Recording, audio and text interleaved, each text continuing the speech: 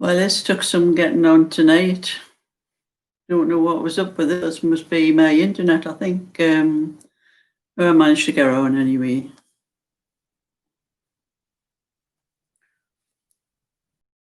So I'm just sitting here doing a bit crochet,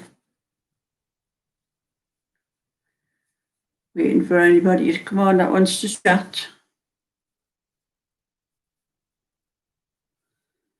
I don't know. I tried about 4 times to get on tonight. It wouldn't let us on for some reason. And I had to switch it on and off to, and it did eventually.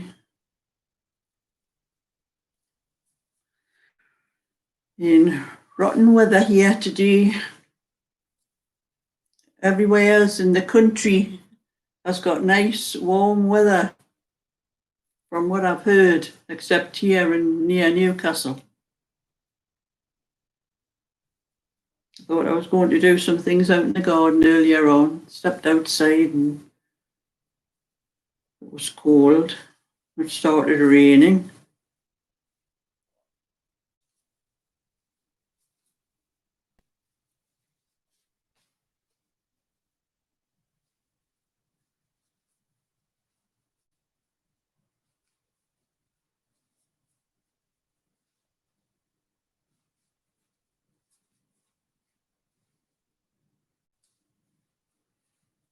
Now getting a canny bit of this little bag done.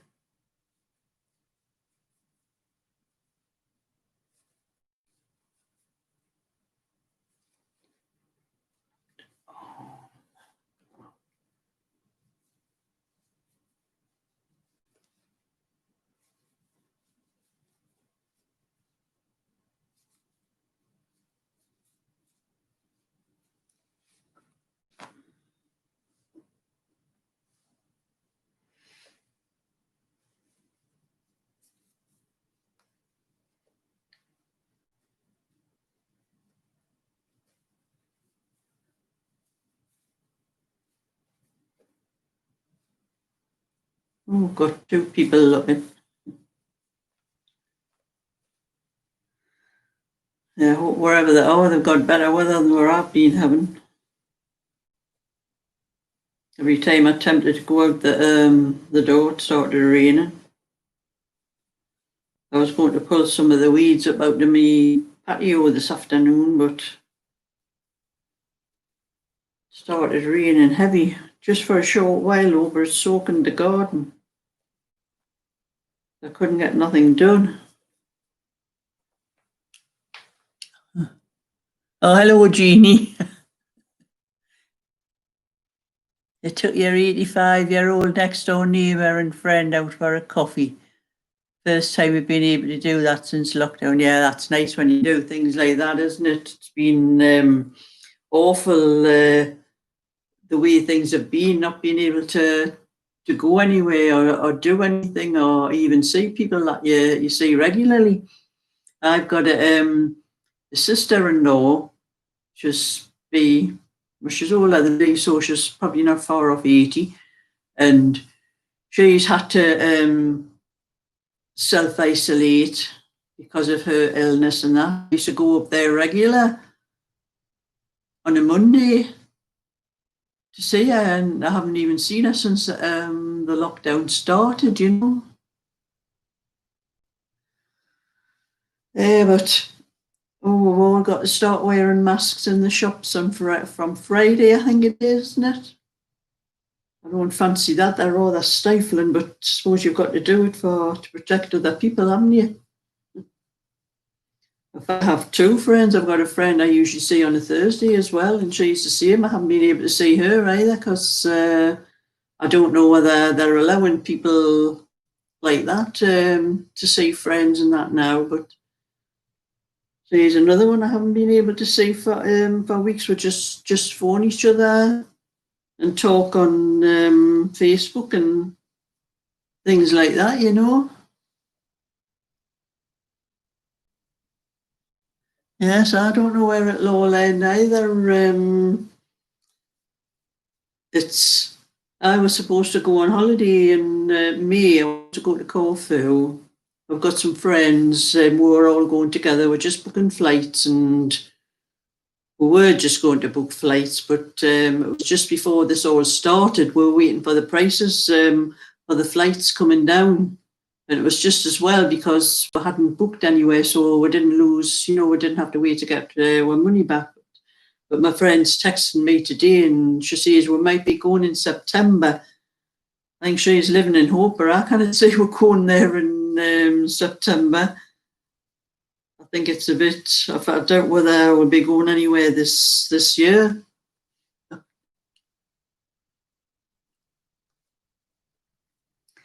But you never know. But I don't think so. It's weird things. It's all over the world, isn't it? The sort of thing. Well, I'm getting on with me. Your granddaughter's bag. Done a little edge all around the bottom. This is the third time. I've pulled this out 3 times. Couldn't make me mind up what I was going to do with it. But I've decided this is the last time. This is what I'm doing. Yes, we've just had. I used to go to a pub on it was a Tuesday afternoon between 5 o'clock. They had a karaoke on between 5 o'clock, and usually I used to leave about 7:30. I used to get there about 4:30 and meet some friends and that there. And we haven't been able to do that. I haven't been able to see those friends either because they've had to self-isolate because one of them had been poorly. And we've just seen a notice go up on Facebook for the pub, they call it the Garrick, and to say that the karaoke's are back on the relax and the music venues and things like that. So I was talking to the lad that does the disc jockeying for the karaoke, and I was asking him how are we going to go on with that, because we're going to be using the mic, passing it from person to person. And he said, oh, it's all right, he's got covers. You must be able to buy covers for the mic. He says there'll be one for each person that comes on. But they're starting, well, that's music and all that's going to get louder. They didn't want loud music at first, but apparently they must be allowing it now. So, but I'll not be going there yet anyway until my friends are back to normal, because I'm not going by myself.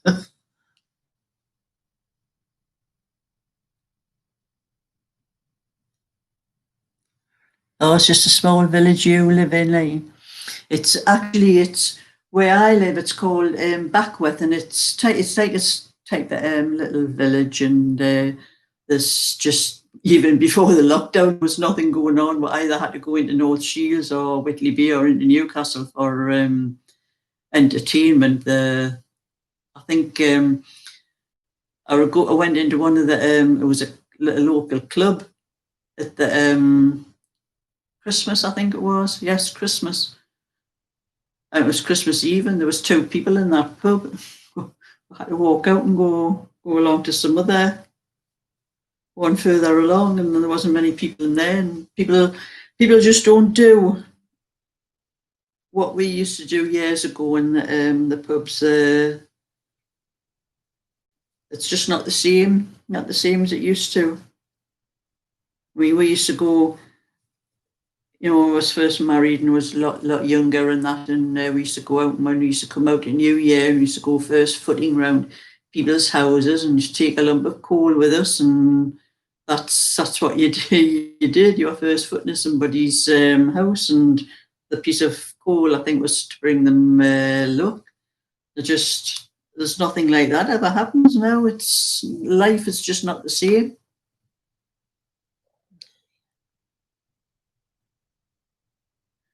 Oh, and you're going to miss all your clubs and that, then, Jeannie, the craft clubs and OAPs, and that's the one I just started going to.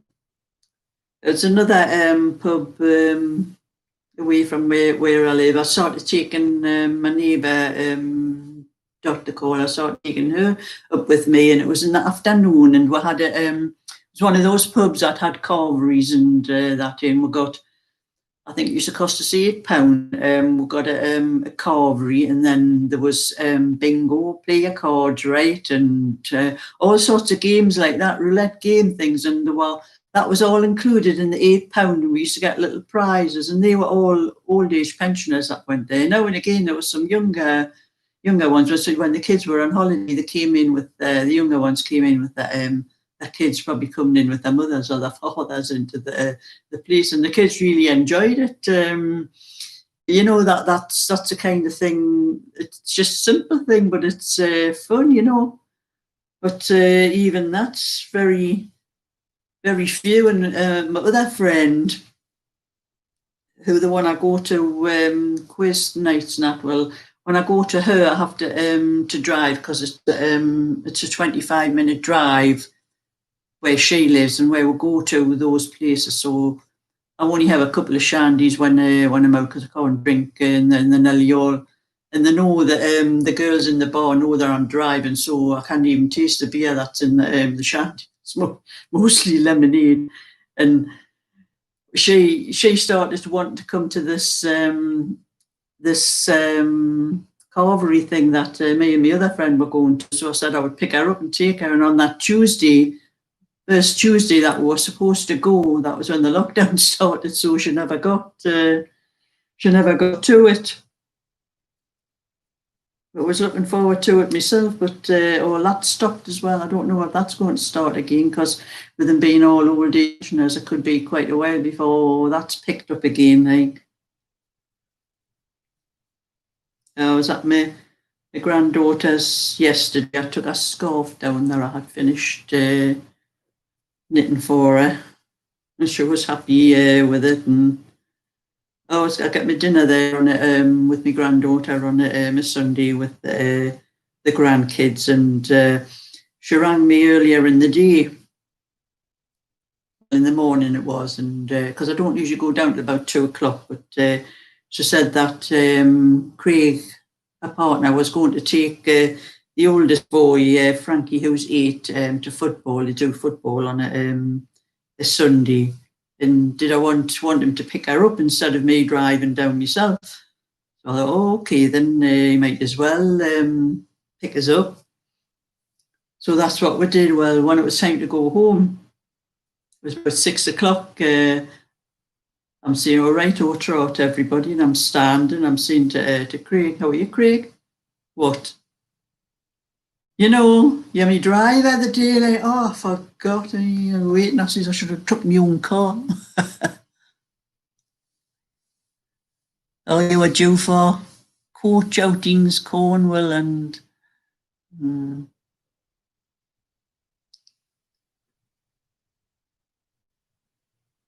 yes, I know. It's the same with my grandchildren. My great grandchildren actually. Even my granddaughter. I couldn't tug her or anything until we were allowed to, like what they call a bubble, I think, where I could go to them and they could come to me, and we could start hugging our grandkids. And the youngest little one was, he'll be 2, and he's 2 next month, beginning of the month. And I was frightened that he wasn't going to know me, because he knew me, you know, when I went down there regularly. But if he didn't see me regularly at that age, they forget you quick, you know. But I used to go down now and again and just stand at the gate and take 1 or 2 things down. And that was the way I kept in touch until we could start acting like normal again, you know. But I don't know whether we're ever going to be normal again. I was thinking, in my sister, I've seen her from the front door now and again. She's brought me, like when we're having trouble buying flour and stuff, you know, when the shops were. It seems to be okay now, but when this lockdown first started, it was terrible trying to get flour and stuff. And my sister is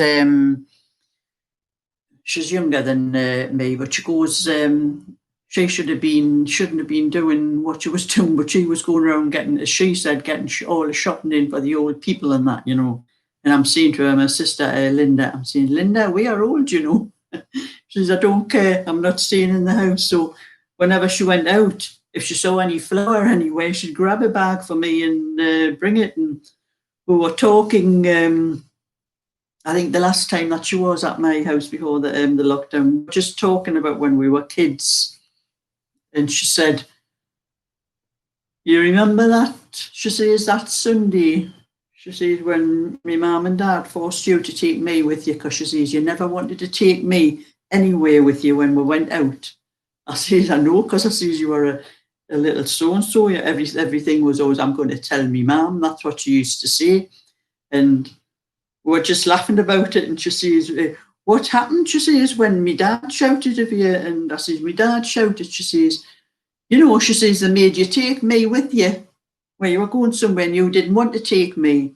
And oh, yes, I remember that. I says, I had to, Linda wanted to go somewhere and I didn't want to go and I didn't want her to come with me. But my mum and dad made me take her. Well, we lived in a flat at the time, and I went out the living room, slammed the living room door. I stamped all the way down the steps. I slammed the front door and I kicked Linda all the way down the street. Got to the bottom of the street and my dad shouted at me. We had a very loud voice, come back, come here. And I come running back up. I don't have to take her. And I got to the top and I got a slap right across the face, and don't you ever do that again. So I ran back down the street and I kicked Linda all the rest of the way to where I was going. I can't remember. And we were laughing out. And she says, I know you kicked us. I've still got the scars to prove it. That's sisterly love. We're the best of friends now.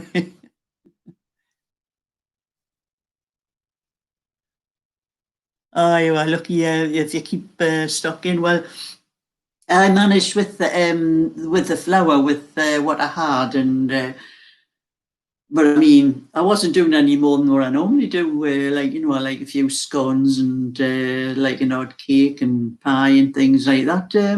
I like to make. Well, I always had plenty flour in. It lasted me quite a while. My sister got some. I was really running short, and my sister got some.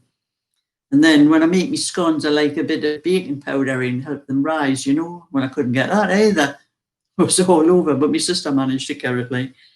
She managed to get everything for us, Linda, without much trouble. It's on here. I'll read some of these.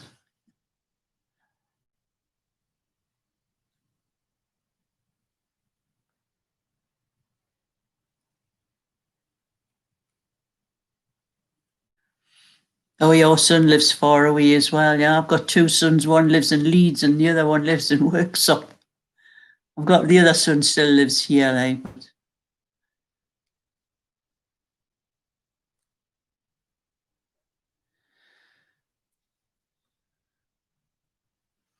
Yeah, I mean, we're managed okay now, but everything seems to be okay in the shops now. Everything seems to be returning in there's always plenty of flour. And I go to Aldi's. That's where I do most of my shopping at. And I get, I've never had really any trouble the last few weeks. There always seems to be plenty of flour. And at first the flour was starting to come in, but we're having a bit of trouble getting the other things that you're using, bacon and that, like baking powder and bicarb and stuff like that. But seems to be okay now. Everything seems to be getting back to normal. Even the toilet rolls. That was a laugh. That the way people were going on with those. I was in Aldi's when it first started, and there was people going out. All I could get, I think I always had, I've got two toilets in my house. I've got one upstairs and one downstairs. So I always have a pack in each toilet, a pack of 4. And that's the way I've always had it. And so I was okay when it first started. But as after a couple of weeks, I thought, oh, I better get some more toilet rolls in case if I can find any. And went in this week, and all there was packs of 16 toilet rolls. Well, I didn't want that many toilet rolls, but I had to get it. And people were coming out of the shop, were standing in the queue, you know, waiting to go in, and there was people coming out in trolleys, and those trolleys were full of toilet rolls. I mean, packs of 16 toilet rolls. Some of them had about 4 or 5 packs, and that's all they were coming out with out of the shop. And it was, to me, it was disgusting. And Aldi's had a sign saying only 4 items of certain things. Well, as far as I was concerned, 16 toilet rolls is a lot more than 4 and the thing. But anyway, I had this pack of 16, and I was come out of the shop, and there was this woman coming out as well, and she was nearly in tears, and she says, I said to her, what's the matter? And she says, I've got no toilet rolls left at home, and there's no one left in the shop, I can't get any. And I says, what you standing talking? And says, look at all, you know, the people coming out with that had been coming out before with the trolleys full of toilet rolls. And I split the pack I had of the 16, I gave her 8. I says, give me half of the money what I paid for them. There you are. Says, you know, it's Aldi's just shouldn't have let people go out with that many. That's ridiculous.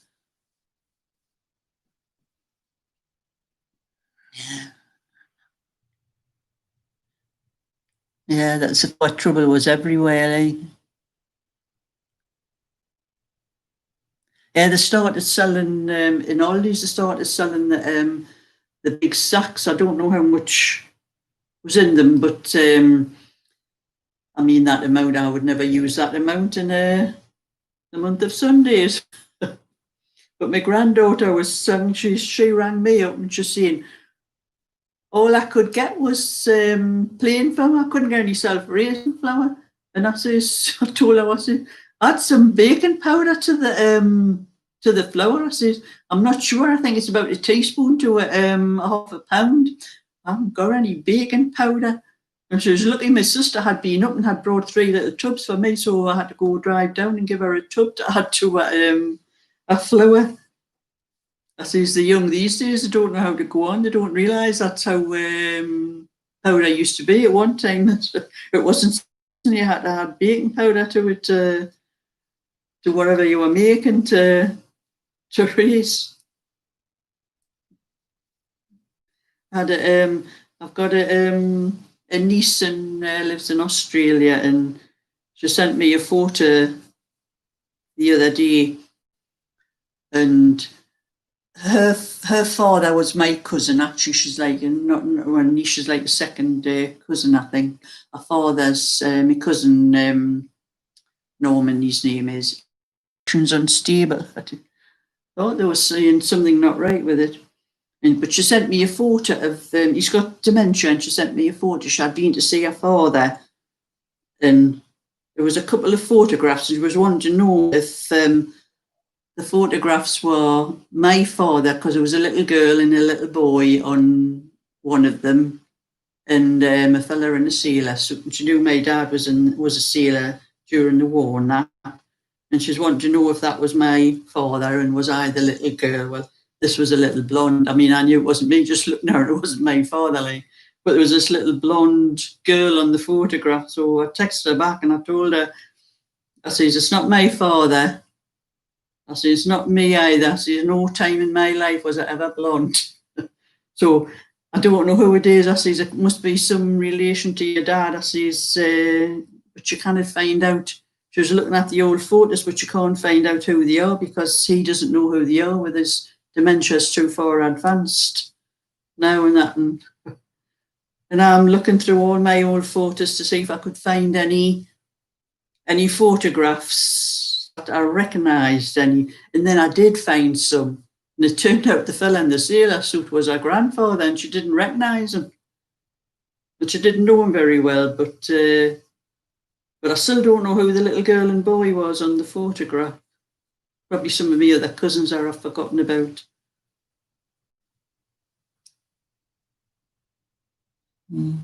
Oh, hi, Liz.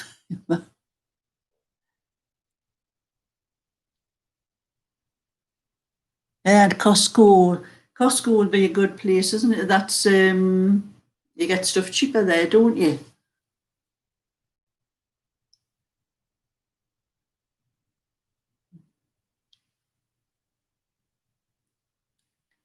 Yes, you don't realise how much like of something like flour, how much you need it till you can't get it.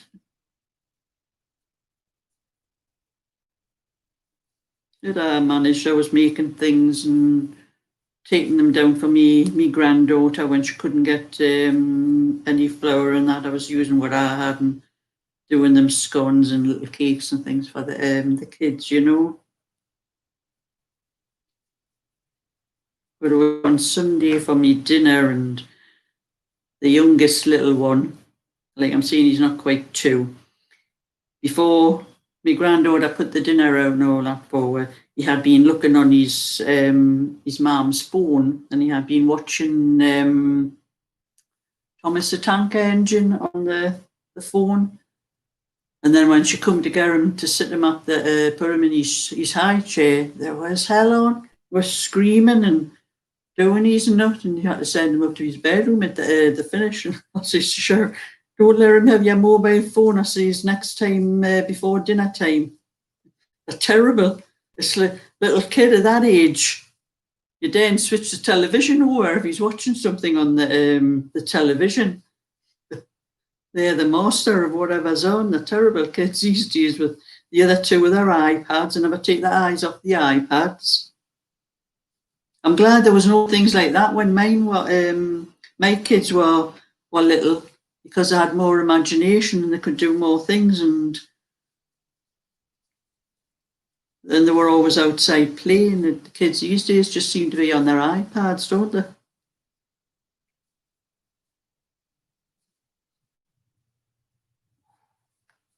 I hope I get some better weather tomorrow, because I'm going at my friend's to sit in our garden, have a chat and cup of tea and that in the morning. But I'll be back home. I'm trying to get rid of the weeds in me garden. It's this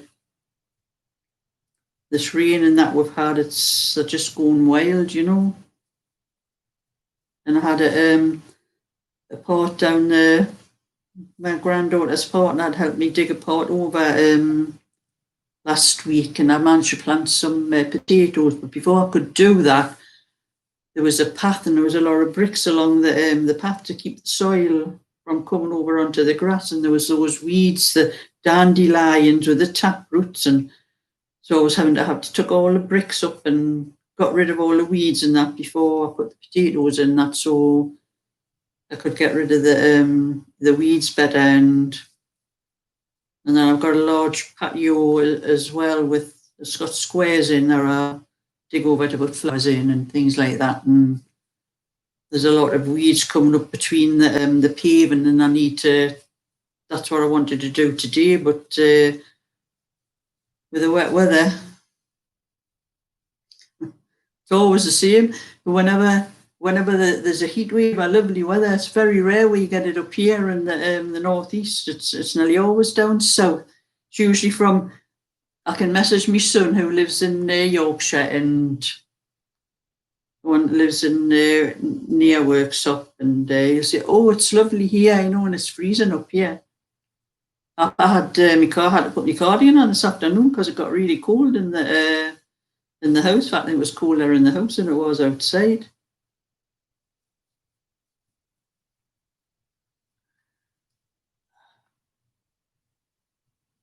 Yeah, potatoes straight out of your garden are lovely.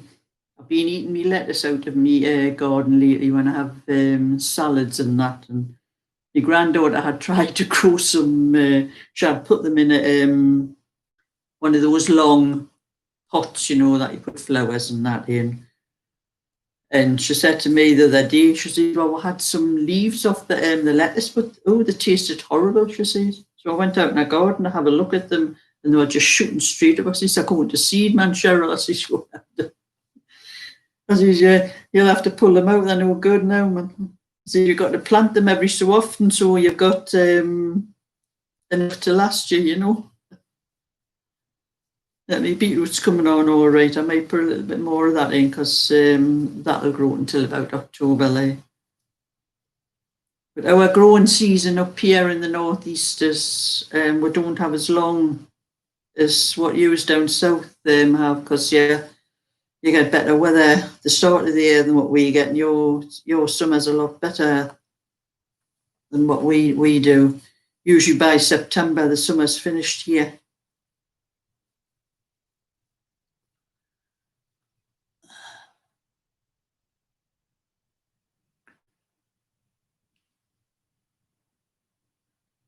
Well, they've been telling us, our forecasts up here have been telling us about the heat wave that we're supposed to be having.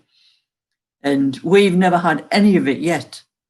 And everybody I've spoke to on here and that lives further down south, away from where I live, have had, quite good weather, nice warm weather, but we've had none of it. And it's like that nearly every year. It's very rare that we ever get the weather that you get down there. I mean, I don't mind the temperature's not being so high. It would just be nice if it was sunny. And I mean, when I've got things to do and then we get a bit of rain and I wanted to cut I've got a hedge in the front garden and a hedge in the back garden.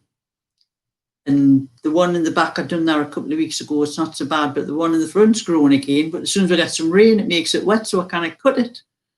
Same with me grass, that one's cutting as well. And it's the rain though, that's the worst here. Yeah, that's it. It does when it starts raining, it just forgets to stop.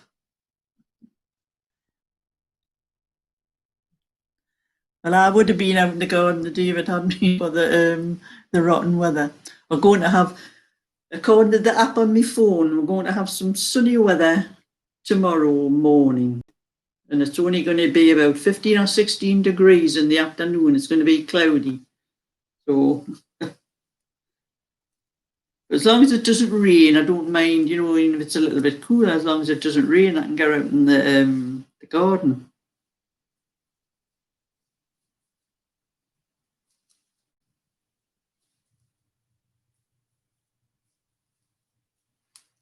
Yeah, I'll be getting this finished before long. I think I'm going to bring it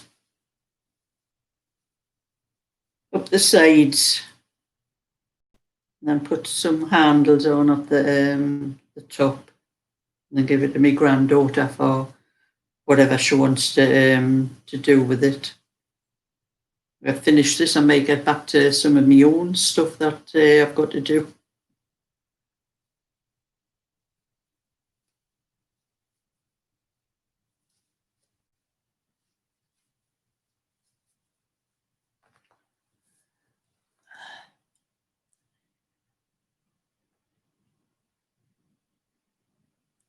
No, I haven't got anything like runner beans. I've just got peas, and they are just starting. The pods are just starting to come on.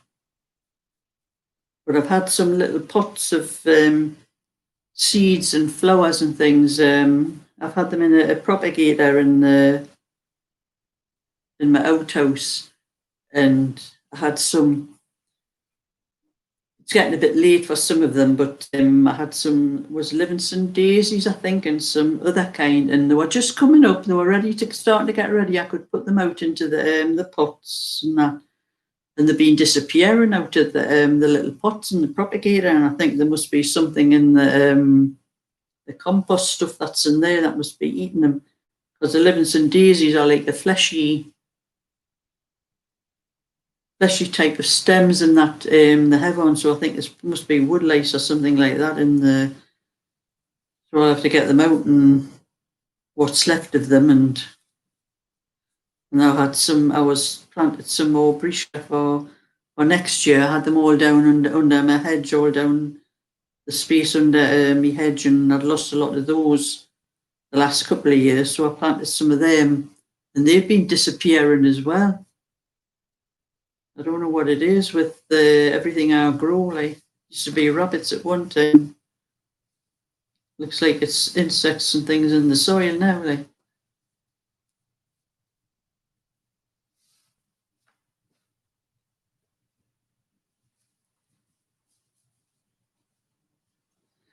Well, I don't know what's on the television. Like, I think I forgot to get a television paper this week. So I haven't got a clue what's on. Like, but there's never anything on worth watching. Anyway, I'm not a soap person. I don't care much for soaps, but I love like science fiction and that sort of thing. And that reminded me when me and my sister were talking. I think from us being we're quite young, I was a fan of anything to do with Superman. I loved Superman, and the comics came out. I used to go to the Saturday matinee, you know, and we used to see the Superman and then they started bringing comics of Superboy. So I used to buy these comics every week. Were the first editions of them that ever came out. And I used to use my pocket money. It must have been about 13 or something like that, I think, when I first started buying them. And I had been getting them for years and had quite a lot of them. And when I was about 17, my parents moved from where we were living. And I was at work when they moved, and when I came home that night time, I was looking for sorting all me things out because I just piled things into the bedroom, and I had to sort out what was what, and I couldn't find these comics, the Superboy comics, because I still used to look at them now and again and have a bit read of them, and they were in good condition as well. I think they would have been worth quite a lot of money actually nowadays, but. I asked my mum, I says, where's all my Superboy comics? And she says, I gave them, there was a boy lived down the street. Oh, I gave them to so-and-so down the street. And I says, what'd you give them? They were mine. But you're 17, what do you want Superboy comics for? And I went back down to where that kid lived, but he wouldn't give us the comics back. And I think about it, I would sell them these days, and they've been worth quite a bit of money. The first comics, first editions. It's the same with them. I've got little books. I mean, I've been an Elvis Presley fan most of my life as well, and I used to get an Elvis monthly thing in the 60s. And I've got a pile of those, and another one with all there was the top 20 and these little books, and and I look at these books and my kids look at them now and again and they laugh, and what you still got them for, Mum? It's just sentimental, You see what the top 20 was in 1963 or whatever it was.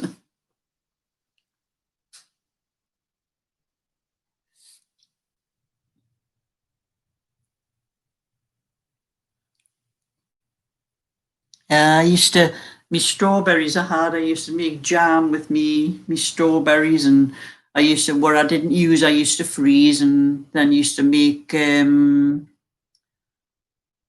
like pie, apple and strawberry pie or crumble with them and that. I'll have to buy, since the rabbits have stopped coming in the garden, I can start growing them again, but I'll have to buy some plants now because I haven't got any plants because they ate the lot.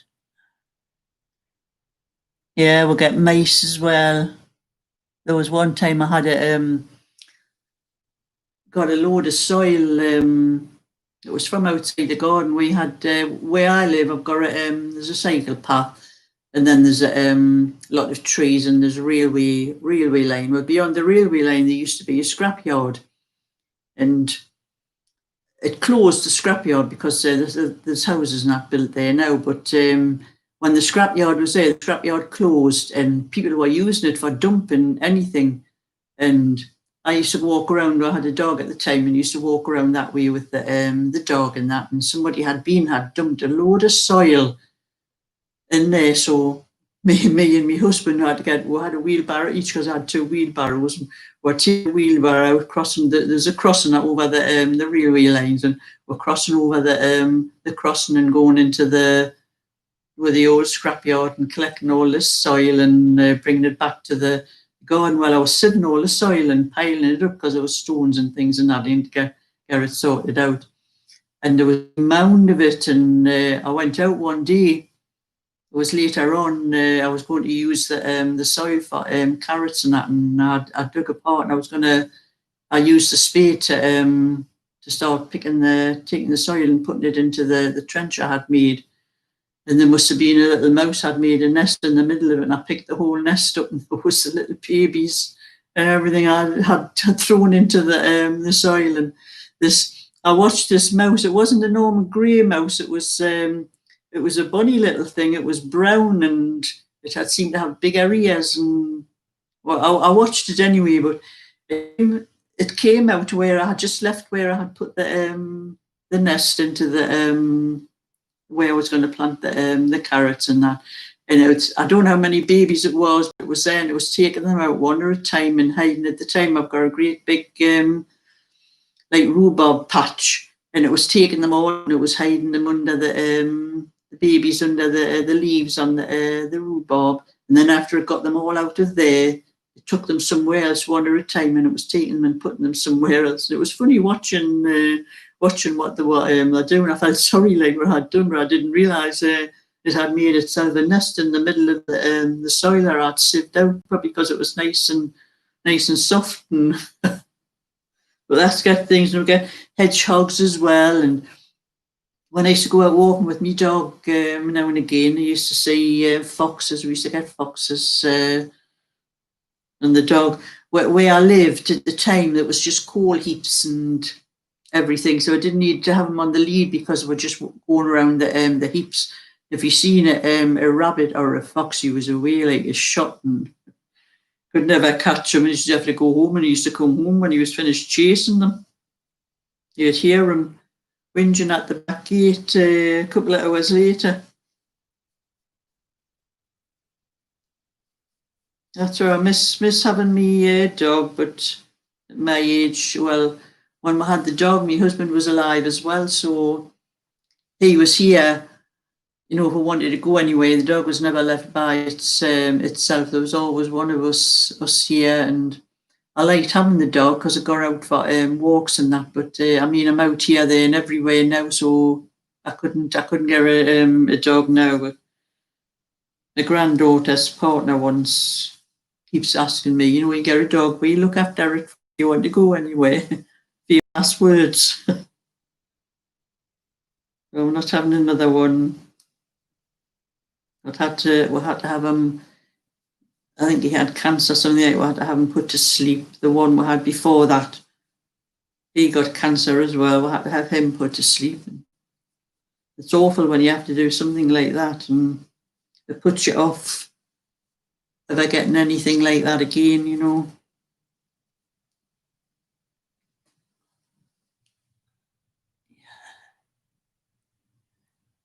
Oh, your brother got the Elvis books, Liz. Yeah, I've got quite a few of those. Like, I think I loved Elvis Presley from the first time I ever heard him. And I think I told this once before. My dad thought he was going to see a good cowboy film that was Love Me Tender, and he took me to the cinema. And at the time, Elvis's what was it? All Shook Up was out at the time, that song, and there was only me and my dad, and we're sitting in the pictures, went in to see the film, and there was some young lads sitting in front of her, and they started singing. All Elvis's All Shook Up, and that when the film was coming on, my dad grabbed a hold of them, and he said, "They don't shut up, you will be shook up when I'm finished with you." And I think I got every record he ever had after that. I got rid of all the records after that, but I've got all digital things now, like. Got them all on my tablet, all the music, and like to play that. I never play anything when I'm on here because it would end up copyrighted. YouTube doesn't allow any music. So if you are to monetize anything like that, you wouldn't be able to if it was copyrighted. Not that I can probably ever monetize in my life. Like, I've only got over, I think I've got 103 subscribers now. I've got 1 or 2 more subscribers since the last time I was on. And that's taken about a year to get get those, to get noticed. Not that I'm bothered. I just like to look on YouTube. Anyway, I'm going to go off in a minute.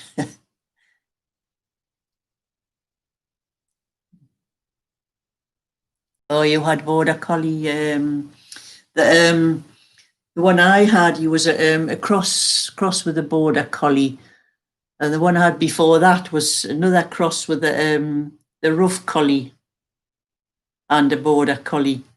And well, we got the first one. He was we got him from a puppy, and it was a different house. It wasn't this house I'm in now. I've been here 33 years, I think it was. It was the place I had before this, but he used to sit at the top of the stairs, and there was a banister. The wood used to come up to the point up the top of the stairs, and he used to keep chewing this bit of wood that stood up.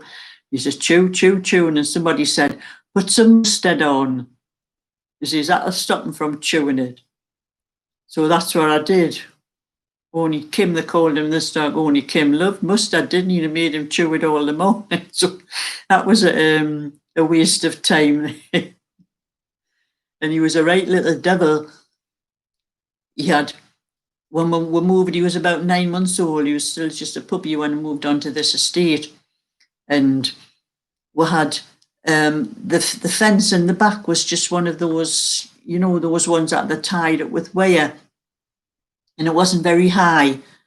And we used to let him out in the garden. He used to jump over the fence and wander around anywhere he wanted. And we couldn't find him. We used to be walking all around the estate. And it was a while later, my husband, we built a higher fence around the garden roof. There was any bitches and heat. He was terrible. And my husband done this fence and that. We got up one day and he was gone. We couldn't see him, he was out the garden. And I looked at the top of the fence and you could see the fur where he had jumped over the fence. He had managed to get over the fence. And the estate where we lived, he must have had loads of puppies.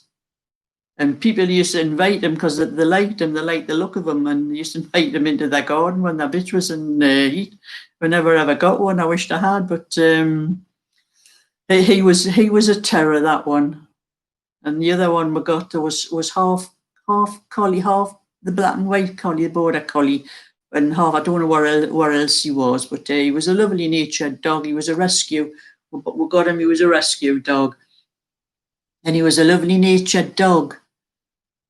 And he was friendly with anybody, and he had been done. He had been neutered, or whatever you call it, before we got him. He was 2 years old, but whoever had him had been bringing the living daylights out of him with those, because we had one of those leads with the chains. We put the chain around the neck, and that's what I used to use from the other dog when I took him for a walk.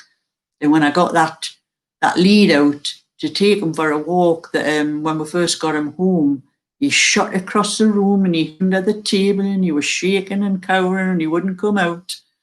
That was when we realised whoever had him before must have had one of those chains and had been hitting him with it.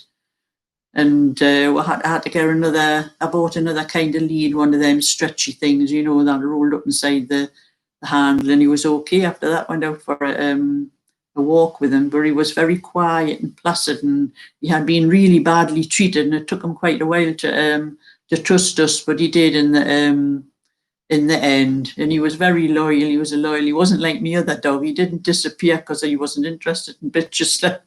He was still interested, but he couldn't do anything, about it.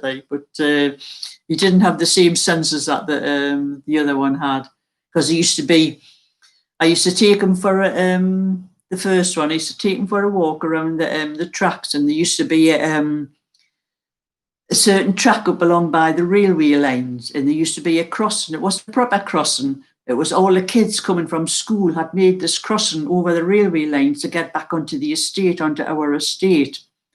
And at first I didn't realise, but I'm walking up there. We didn't have him on a lead because, like I'm saying, we didn't need a lead around where we were. And I'm walking up there, and he was behind me.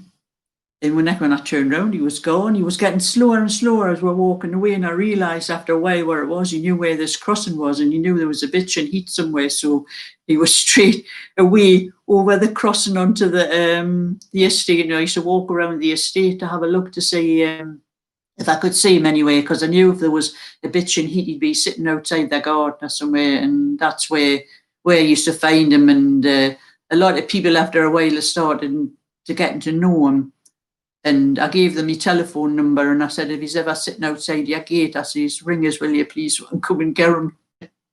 He was a holy terror, but he was a lovely dog though. But he was on. I had to have him put to sleep, and then I had to have the other one put to sleep. And I says I wouldn't get another dog after that. I couldn't do that again.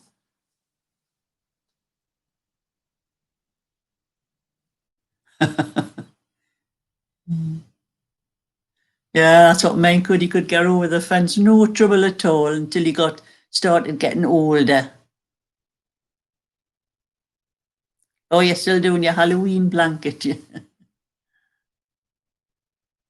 Oh, you better get a move on. You've only got until, was it sometime in August, beginning of August, sometime to get it finished.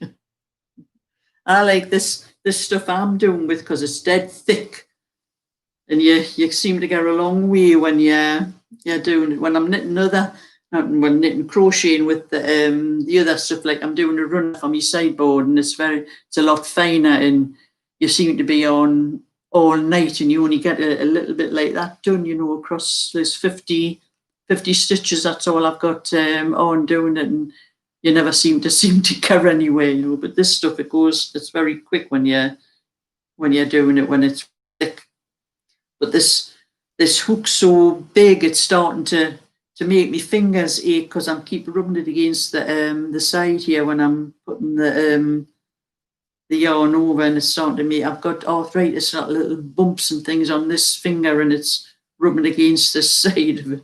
It's probably for the size of it, because it's so big and thick. It's 8mm, the hook. I'm not sure what size 8mm is in our old sizes. I don't know what an 8mm it is. Anyway, it's bigger. I've got some size 3 needles, and I don't think it's this. I think it's thicker than that. Well, anyway, I'm going to go off, and girls, and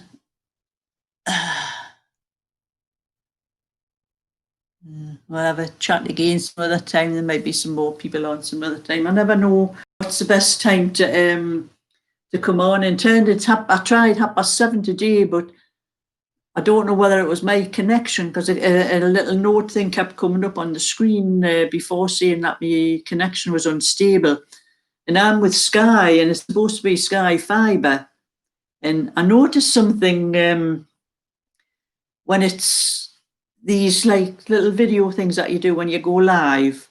YouTube processes them afterwards, and you can play it back over again, and it's very blurry, the picture, and it's pixelated and that. Well, I went live last Sunday, I think it was, at my granddaughter, so she's got Virgin, and hers, we used her internet, and when it was processed afterwards, it's really good quality, so it must be my internet. And Sky is supposed to be Sky Fibre. We're paying all that extra money for Sky Fibre, and the quality's terrible. It keeps dropping, and it's going on and off. And this is only lately, like, it didn't used to be like that. It used to be quite good, but doesn't seem as good as it was before. So anyway, I'm going to say good night and get back to me telly, and I'll let you know when I'm coming back on again sometime. Everybody's probably watching the soaps on the telly. That's probably what it is. So bye.